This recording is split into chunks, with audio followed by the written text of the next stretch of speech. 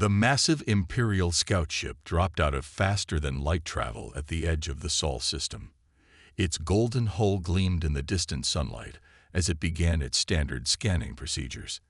Inside, Commander Axel of the Galactic Empire's scout fleet stood watching the main screen with his 4 arms crossed, all 6 eyes focused on the readings coming in from the third planet.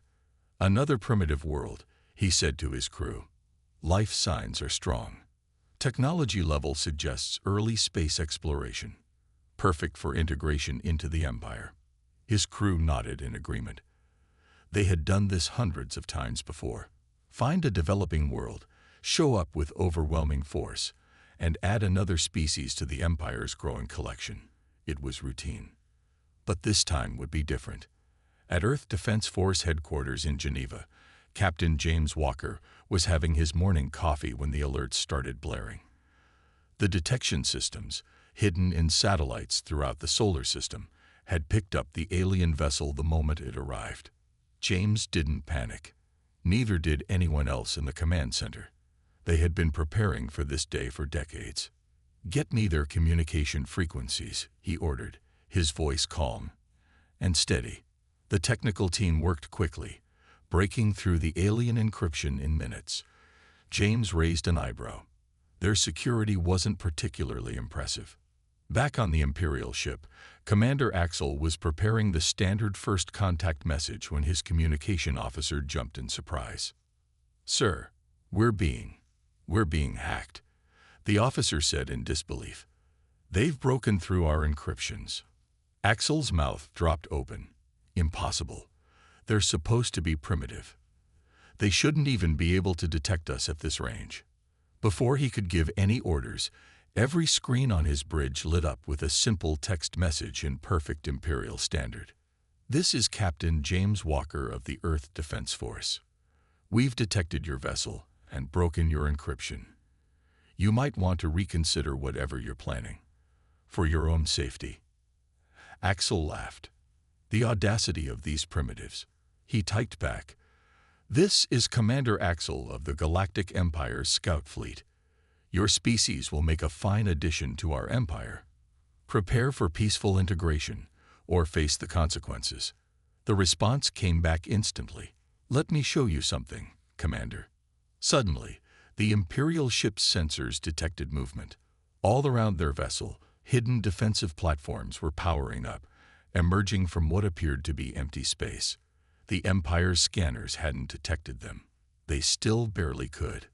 "Sir," his tactical officer said, voice shaking, "I'm counting over 200 weapon platforms, all locked on us.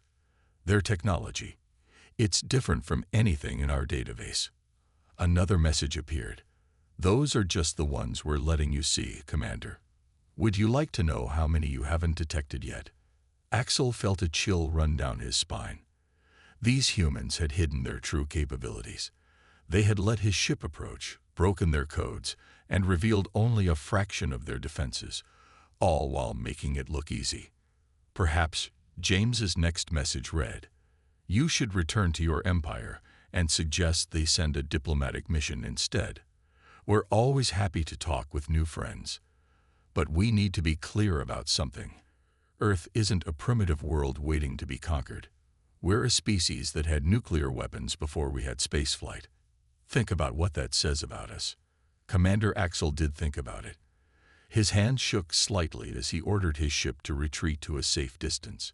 In all his years of scouting new worlds, he had never encountered a species that developed planet-killing weapons before reaching for the stars. What kind of evolution would drive a species to such advancement in ways of warfare before peaceful exploration? As his ship prepared to jump back to Empire space, one final message came through. "Safe travels, Commander. When you return with your diplomats, we'll show you properly what humanity is capable of. But trust me, you'll sleep better not knowing any more than you do right now." James watched the alien ship disappear from their sensors. He took another sip of his now cold coffee and smiled. First contact had gone exactly as planned. Now the real work would begin. He opened a channel to Earth's unified government. "Ladies and gentlemen, we have their attention. Let's get ready for some visitors. 3 weeks after the first contact, the Empire's diplomatic vessel emerged from faster-than-light travel. It was larger than the scout ship, decorated with the golden symbols of the Empire's peaceful intentions. Ambassador Thex stood on his ship's bridge, watching Earth grow larger on the main screen. "Remember," he told his staff, "these humans managed to scare Commander Axel. That takes skill." He straightened his ceremonial robes. But they've never dealt with Imperial diplomacy before. The Earth Defense Force had prepared a special welcome. Admiral Lisa Stone stood in the newly built First Contact Center, watching the alien ship approach. Unlike most of the Empire's vessels, this one had no obvious weapons. That made her smile. They were learning. "Send the docking instructions," she ordered, "and make sure our demonstration is ready." The Imperial ship landed smoothly in the massive hangar built just for this moment. Ambassador Thex walked down the landing ramp with perfect diplomatic posture, expecting to see fear or at least awe in the humans' eyes. Instead, he found himself surprised by their calm professionalism. Admiral Stone stepped forward. "Welcome to Earth, Ambassador. I trust your journey was pleasant." Thex nodded, hiding his confusion. Where was the primitive species his reports had promised? These humans acted like they dealt with galactic diplomacy every day. "Thank you, Admiral. I bring greetings from the Galactic Empire. We wish to discuss your peaceful integration into our civilization." Lisa's smile didn't waver. "Of course. But first, we've prepared a small demonstration. Please, follow me." She led the diplomatic team to a viewing room overlooking a massive testing ground. Through the reinforced windows, they could see what looked like an ordinary field. "What you're about to see," Lisa explained, "is just one of our older defense systems. We call it the Adaptive Response Network." She pressed a button. Suddenly, the ground shifted. Hundreds of metallic structures emerged from hidden underground bunkers. They moved like living things, reorganizing themselves into different formations. "These units," Lisa continued, "learn from every attack. They adapt their defenses in real time. Watch." A test drone launched an energy blast similar to Imperial weapons. The defensive units instantly analyzed the attack, reformed their structure, and absorbed the energy completely. Then they used the absorbed power to shoot down the drone. Thex's face had gone pale. How long have you had this technology?" "This." Lisa laughed softly. "This is what we developed 15 years ago. Would you like to see what we've built since then?" The ambassador raised his hand quickly. "That won't be necessary."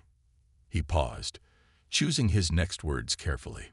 "Our reports suggested your species was still developing basic spaceflight capabilities." "Oh, those reports." Lisa nodded. "Yes, we let people see what we want them to see. It's safer that way. You see, Ambassador, humanity learned something important early in our history. The best way to win a war is to make your enemies realize they can't win before they even start." She turned to face him directly. "We don't want war with the Empire. We'd much rather have trade, cultural exchange, maybe even alliance. But if anyone tries to force us into their empire..." She gestured at the demonstration field, where the units were still evolving into new formations. "Well, let's just say we've had a lot of practice at fighting." Thex watched as the defense units disappeared back underground, leaving no trace they had ever existed. He thought about all the other things these humans might be hiding, and felt a shiver run down his spine. "I believe," he said slowly, "that I should contact the Imperial Council. Perhaps we could discuss a different kind of relationship between our civilizations." Lisa smiled. "That sounds wonderful. While we wait for their response, would you like a tour of what we're willing to show you? I promise it will be educational." As they walked away from the viewing room, Thex couldn't shake the feeling that humanity hadn't just changed the Empire's plans for Earth, they had changed the future of galactic politics itself. The Imperial research vessel floated in Earth orbit, its vast arrays of sensors and computers working overtime. Inside, lead researcher Maul stared at his screens in disbelief. His team had spent the last week analyzing human history, and what they found terrified them. "This can't be right," he muttered, checking the data again. "No species develops like this." Commander Mark Reynolds of the Earth Historical Division sat across from him, watching the aliens' reactions with interest.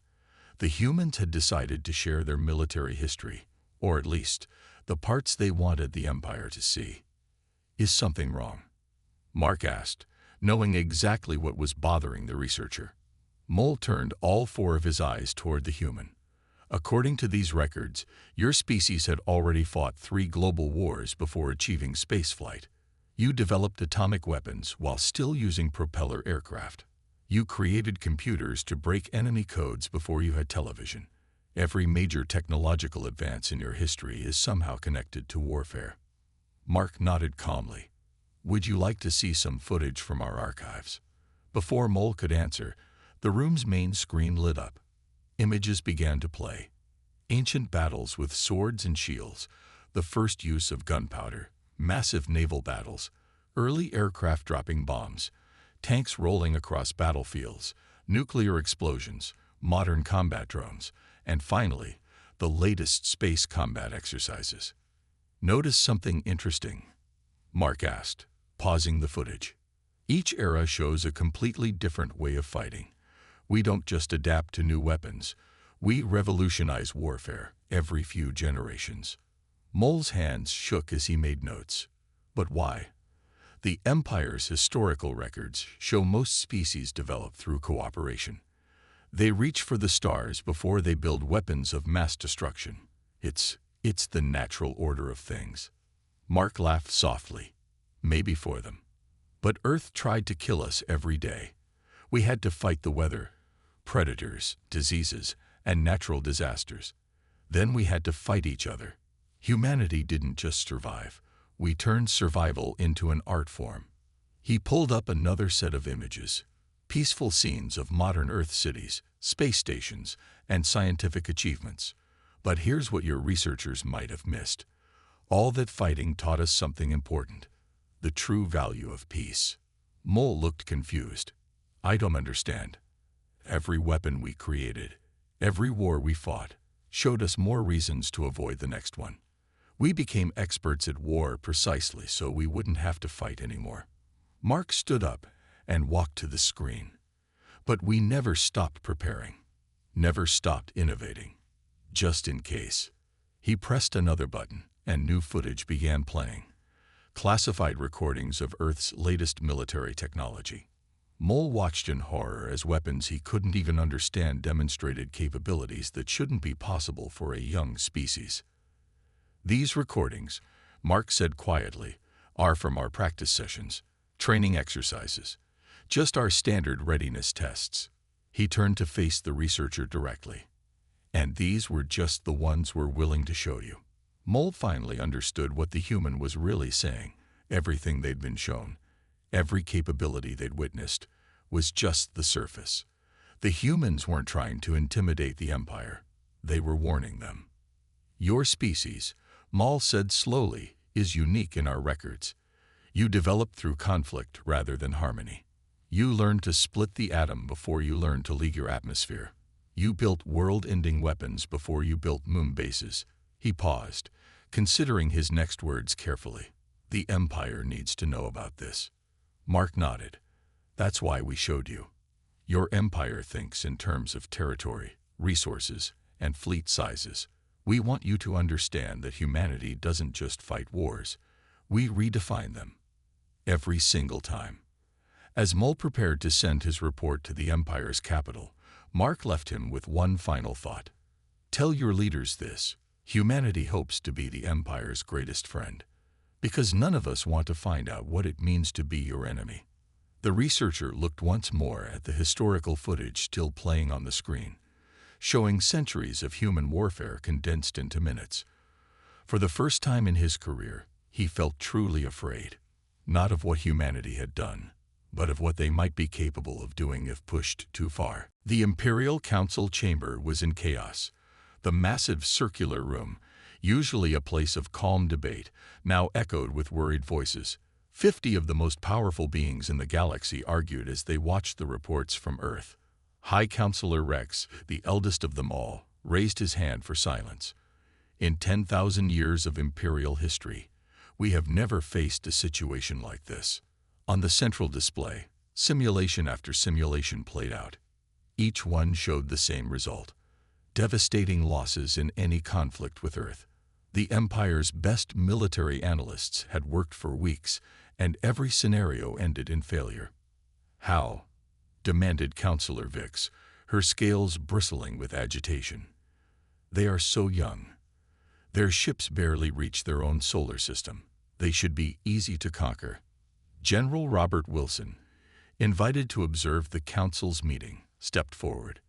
The human's presence in the chamber was unprecedented, but these were unprecedented times. "If I may," he said calmly, "I think you're asking the wrong question. The real question isn't how we got so strong. It's why." He gestured, and new images appeared on the display. They showed Earth's deadly natural environments: hurricanes, volcanoes, earthquakes, and predators. "You see, we're what you call Dithworlders. Our planet tried to kill us every day. Most species evolve by adapting to their environment." He smiled slightly. "We evolved by conquering ours." The council chamber fell silent as Robert continued. Every Imperial species developed on worlds that encouraged harmony. Gentle gravity, predictable weather, few predators. But Earth, he laughed. Earth was our first enemy, and we beat it. He showed them more images, humans living in every environment on Earth, from frozen poles to burning deserts. "Your empire spans 1,000 worlds," Robert said. "But on Earth, we learned to survive in 1,000 environments on one world. We had to become adaptable just to stay alive." Counselor Mira, known for her wisdom, spoke up. "But surely your people desire peace. All species eventually grow beyond their violent origins." Robert's expression grew serious. "We do desire peace, desperately, because we remember every war we've ever fought. We remember the cost." He paused. "But we also remember how to fight. We never forgot. We never stopped preparing." He brought up the military simulations again. "Your analysts are wrong, by the way. These simulations, they're based on what you know about us, what we've shown you." He pointed to gaps in the data. "Notice anything missing?" High Counselor Rex leaned forward. "What do you mean?" "You're simulating wars based on how the Empire fights. Organized fleets, direct confrontations, standard tactics." Robert shook his head. "Humanity doesn't fight like that. We adapt. We improvise. We change the rules." He typed a few commands, and new simulations appeared, showing impossible tactics, unconventional strategies, and weapons that shouldn't exist. Every time humanity faced a superior force, we didn't try to match their strength. We found new ways to fight, new ways to win. He looked each council member in the eye. "And we got very, very good at it." The council chamber remained silent for a long moment. Finally, High Counselor Rex spoke. "You're not threatening us, are you, General Wilson?" "No, sir. I'm trying to save lives." Robert's voice was gentle but firm. "If the Empire tries to conquer Earth, you won't just be starting a war. You'll be creating an enemy unlike anything you've ever faced.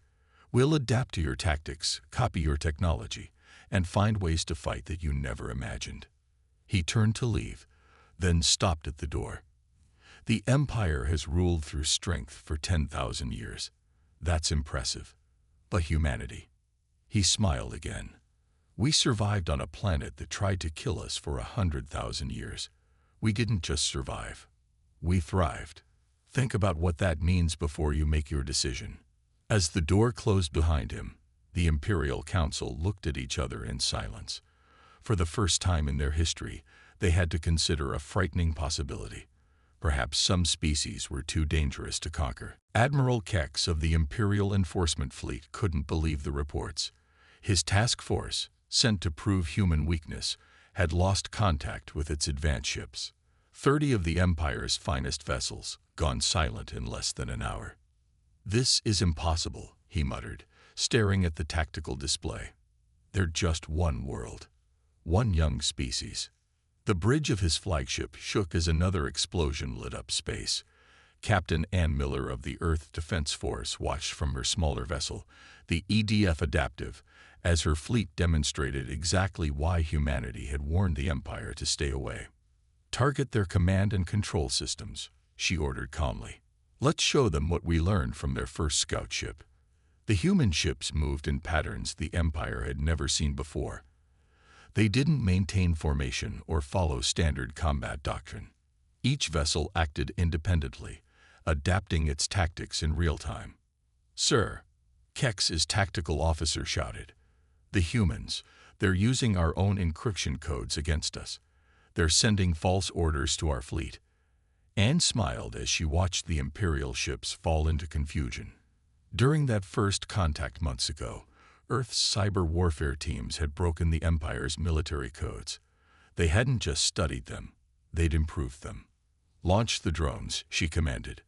Thousands of small, autonomous craft poured out of hidden bays in the human ships. The Empire's sensors couldn't track them all. They kept changing their signatures, appearing and disappearing like ghosts. Admiral Kex watched in horror as his fleet's defensive screens failed. Somehow, the humans had analyzed their shield technology and found weaknesses that hadn't been discovered in 1,000 years of Imperial development. "How are they doing this?" he demanded. "Their technology should be centuries behind ours." On the Adaptive's bridge, Anne received new tactical data. Her ship's artificial intelligence had finished its analysis of Imperial weapon systems. "Interesting," she said, reviewing the findings. "Their weapons are powerful, but they haven't significantly changed their design in generations. They never needed to improve." She opened a channel to all human ships. "Execute Protocol Omega. Let's show them what happens when you have to reinvent warfare every few decades." The human fleet suddenly changed tactics again. Their ships began absorbing the Empire's energy weapons, using the power to enhance their own systems.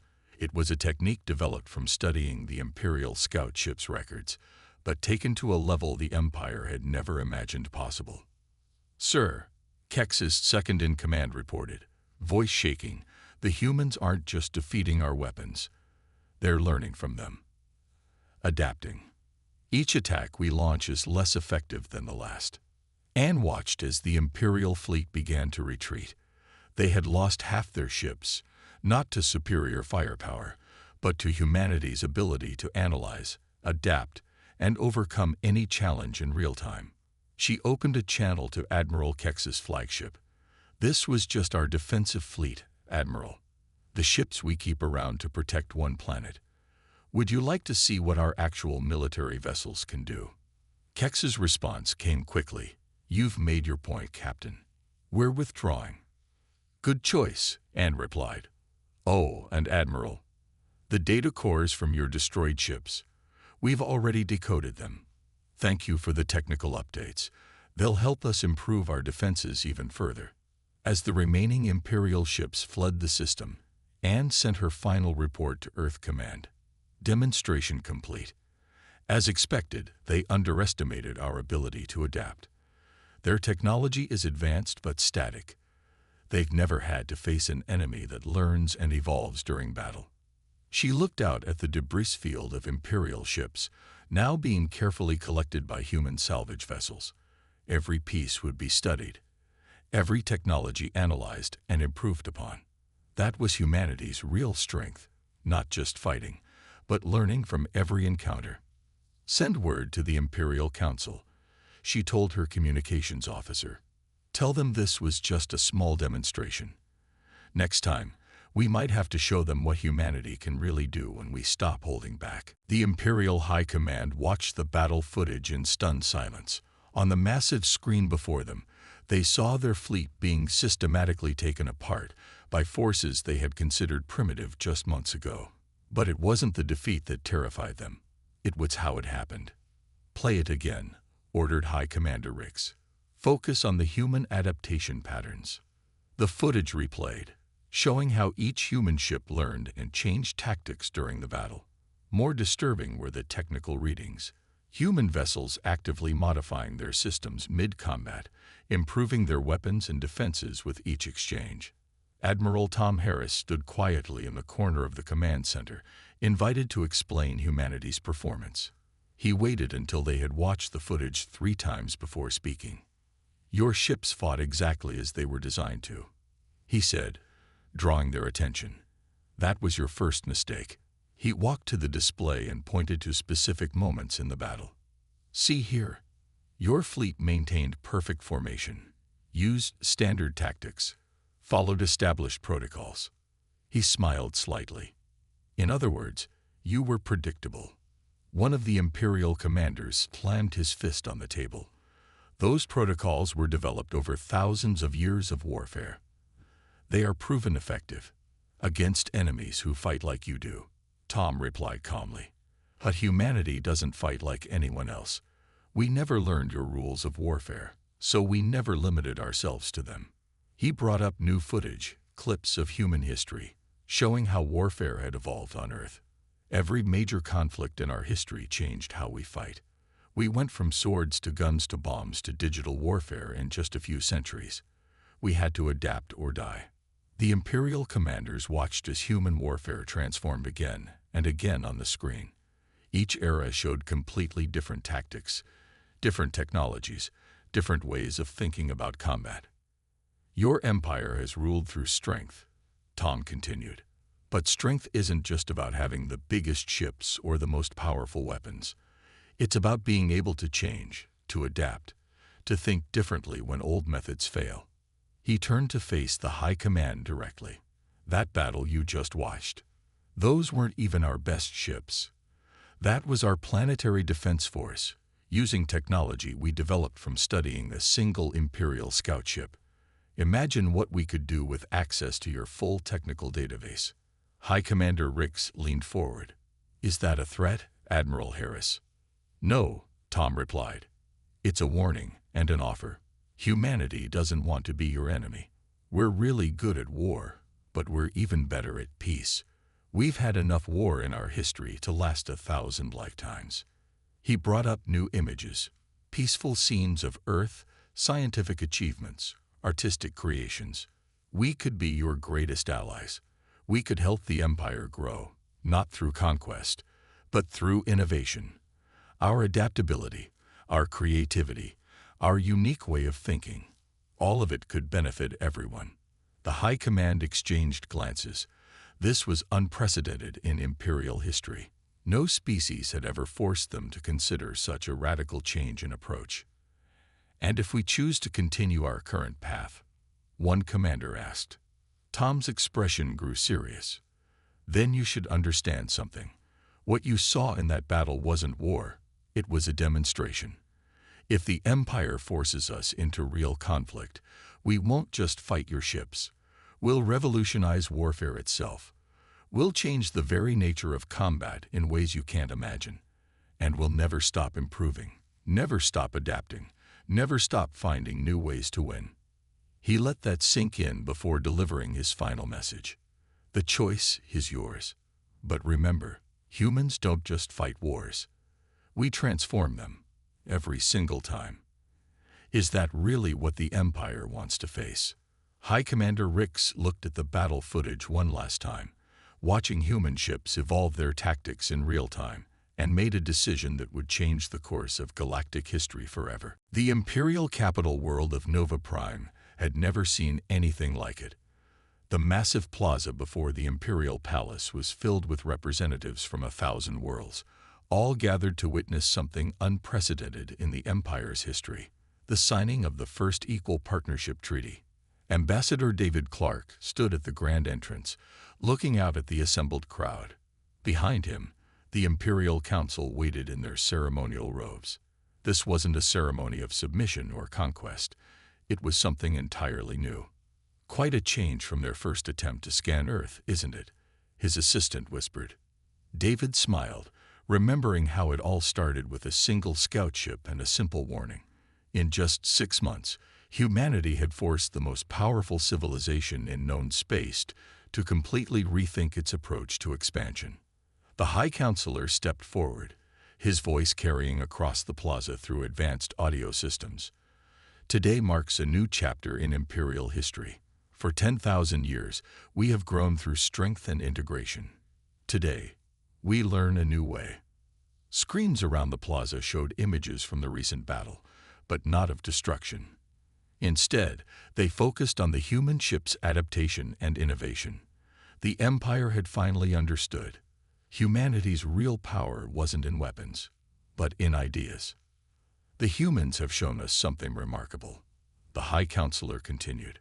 They proved that true strength lies not in conquest, but in the ability to change, to grow, to see new possibilities. David walked to the signing table, where the treaty lay waiting. Its terms were revolutionary. Earth would join the Empire not as a subject world, but as an equal partner. Humanity would share its adaptive technologies and innovative thinking, while gaining access to the Empire's vast knowledge and resources. Your species confuses many of my people, the High Counselor said quietly to David as they stood before the treaty. You could have become a terrible enemy. Instead, you chose to show us a better path. David nodded. Humanity learned long ago that the most powerful weapon isn't a gun or a ship, it's an idea. Today we're giving the Empire a new idea. Growth through cooperation, strength through diversity, power through adaptation. The treaty signing was broadcast across the Empire. Billions watched as human and imperial representatives formalized their new partnership. But the most important part wasn't the treaty itself. It was the small plaque David placed on the wall of the new human embassy. It read, "Peace through mutual respect," because the alternative wouldn't be war, it would be revolution. Later that evening, during the celebration, an imperial scientist approached David with a question that many had wondered but few had dared to ask. Your species could have kept developing in secret, building your strength until you could challenge the Empire directly. Why reveal yourselves? Why warn us? David looked out at the celebration, where humans and aliens mingled freely, already sharing ideas and possibilities. Because we remembered every war we ever fought. We remembered the cost of conflict, the pain of loss, the waste of potential. We wanted to show you that there was another way, before anyone had to learn that lesson the hard way. He pointed to a group of human and imperial engineers excitedly discussing new technological possibilities. Look at them. They're not thinking about war or power. They're thinking about what we can create together. That's humanity's greatest strength, not our ability to fight, but our ability to imagine something better. The scientist considered this. And if we hadn't listened to your warning, then we would have shown you why we warned you in the first place. David's expression grew serious. But this is better. Instead of teaching the Empire to fear humanity's capability for war, we're teaching you to value our capability for change.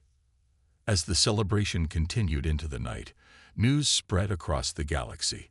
The Empire was transforming, growing, adapting, learning from the very species it had once thought to conquer. Humanity had achieved something remarkable. They had prevented a war not through force of arms, but through the power of understanding. And it had all started with a simple warning.